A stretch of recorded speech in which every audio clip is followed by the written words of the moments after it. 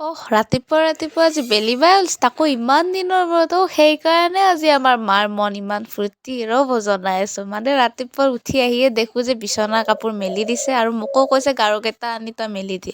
আৰু ইফালে আহি দেখো যে তিল মাহ গোটেই ধুই দিছে তাৰমানে সঁচাকে মাঘৰ বিহু আহিল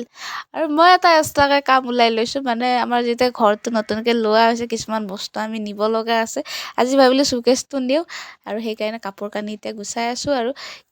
এইটো মই ক্লাছ 7তে আছো ইমান মৰম লাগে নহয় মোৰ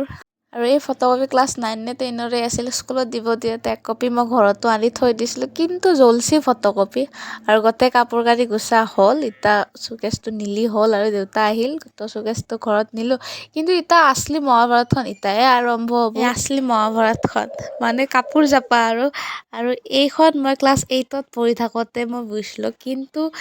ইমান মোৰ মৰম লাগে সেইকাৰণে মই পিন্ধাৰে নাই আৰু যিসকল শিপিনীয়ে কাপোৰ বোৱে আৰু তেওঁলোকে জানে কাপোৰ বোৱাটো ইমান সহজ কথা নহয় মোৰ 3বাৰ বমি হৈছিল জানানে তলমূৱা কৰি থাকোঁতে